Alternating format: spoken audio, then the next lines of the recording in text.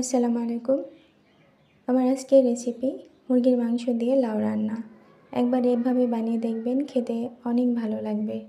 আর জানি আপনি যদি এভাবে একবার ট্রাই করেন তো এটা বারবার আপনি রান্না করে খাবেন। এটা এতটা খেতে সুস্বাদু।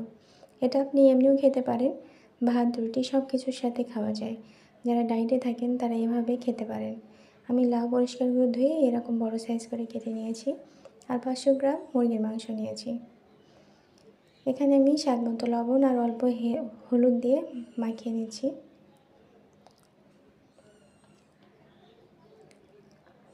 এখন চুলায় তেল দিয়ে পরিমাণ মতো আমি 2-3টা দারুচিনি, 4টা এলাচ, 5-6টা লবঙ্গ এবং 10-12টা গোলমরিচ দিয়ে দিলাম। আর দিয়ে দিচ্ছি 1 চামচ কাঁচা জিরা। সাথে সাথেই আমি 2টা পেঁয়াজ কুচি দিয়ে দিচ্ছি বড় সাইজের। হালকা গোল্ডেন হয়ে আসলে আমি এখানে 1 চামচ আদা বাটা এবং 1 চামচ রসুন বাটা দিয়ে দিলাম। পর্যায়ে আমি পানি অ্যাড করে দিচ্ছি মশলা দেওয়ার জন্য। দিয়ে দিচ্ছি স্বাদ মতো লবণ, 1 চামচ গরম মশলার গুঁড়া, 1 চামচ জিরা গুঁড়া এবং 1 চামচ চিলি ফ্লেক্স। আমি আজকে চিলি ফ্লেক্স দিয়ে এই মুরগির মাংসটা রান্না করব। খেতে কিন্তু অনেক ভালো লাগে।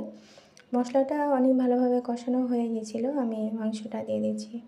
মাংসটা ভালোভাবে কষিয়ে রান্না করে নিতে হবে,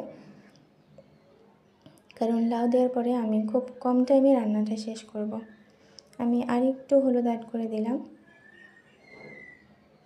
ভালোভাবে মাংসটা কষানো হয়ে গেছে, লাউ দিয়ে দিচ্ছি। উল্টে পাল্টে মাংসের সাথে লাউটা আরেকটু কষিয়ে নিতে হবে। আমি এখানে একটু পানি অ্যাড করে দিয়ে মাংস আর লাউ ভালোভাবে কষিয়ে নিয়েছি।